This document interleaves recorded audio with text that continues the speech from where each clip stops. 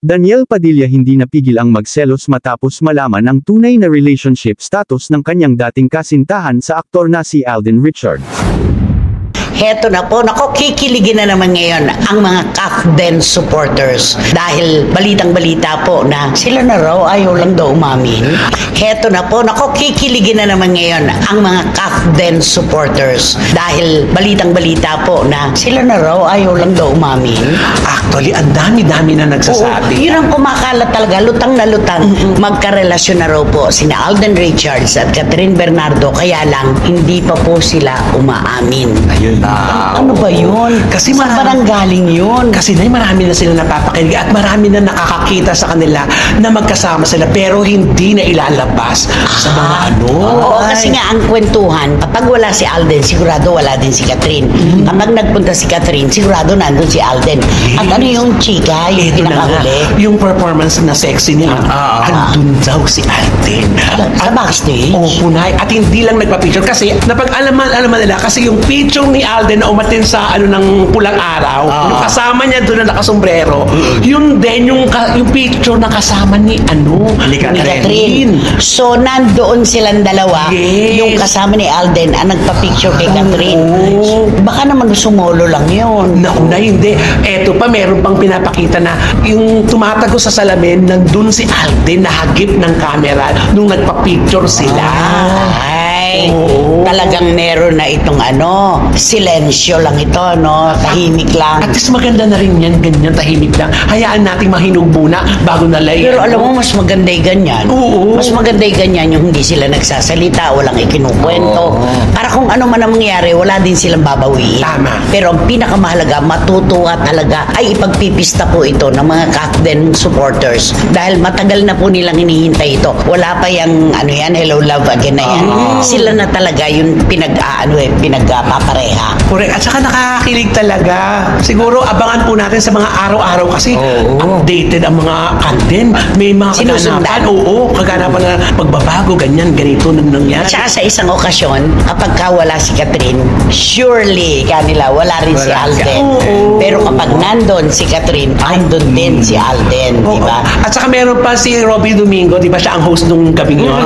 Sinabi niya, sa Century. Oo, sabi niya, yung sa backstage, gumanyo si Catherine, ginahinawakan niya sa, yun na yun. That means, nagbabantay. Totoo. Nagbabantay si Alden sa backstage.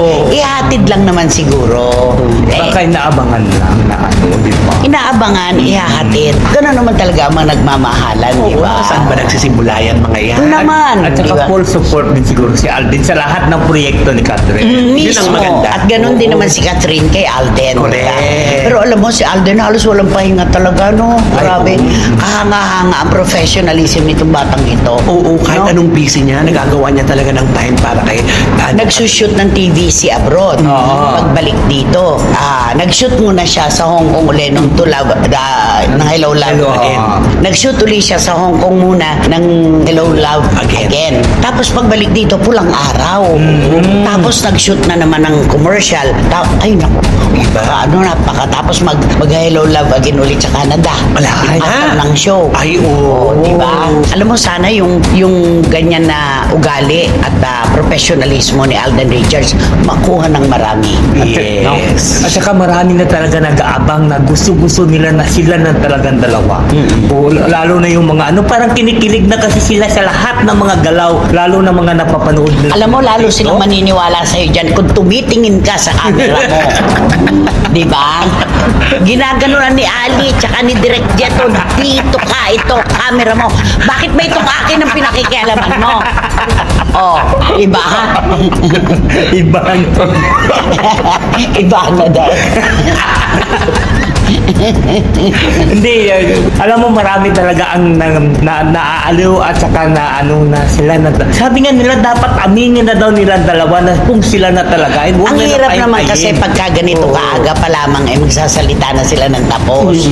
Hahanapan naman lalo yan para maghiwalay. Ayun na. At saka napapansin natin, lahat ng mga dikit sa kanila, tinatanong kung sila na ba, unaan kung sino maka-scoop, kung sino makakapagsabi na meron. Totoo yan.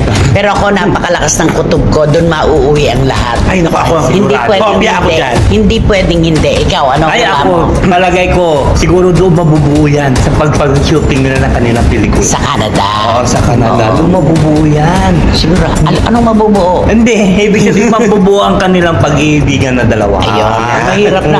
Baka mamaya ikaw ka eh. yung mabubuo. Wendell Alvarez, makakabuo. Sina Alden at Catherine sa Canada. Makakabuo ng kanilang pag-iibigan. Relasyon. Ng relasyon. Siguro wala pa ngayon, pero siyempre, pagka nandun kasi, lalo na sa shooting, di ba, araw-araw magkasama kayo. Siyempre magkaroon ng ano yun. At saka iba Develop pinag-usapan yun, namin na siguro may kissing scene na to. Ay, oo. Meron yan. Gusto Meron ko. yan. Nasa script na yan. Ay, na. Kung yun ang doon sa maganda. Hong Kong wala, Oo. I'm sure sa Canada Kasi meron. saka naman nakakita ang namimiss silang isa't isa, di sila mag-kiss. Oo. Alam nga naman sa unang pagkikita, ano yun, nagsalubungan lang at nagyakap? Hindi. Ay, naku naman, Siyempre, nakakatinig. diba? Kaya maraming naniniwala sila na talaga. Kaya mas hindi lang maganda yan. nagsasalita. Sila, maging sila muna tapos saka gagawin ng kissing scene. Naku, ang ganda Ay. yan.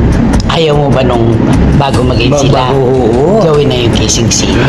Kasi iba kasi pakiramdam na ginawa niyo yun na wala pa kayong relasyon na pero ginawa niyo yun na may relasyon na. Eh kung ang sa palagay nung dalawa meron na. Oh, Ay, naku.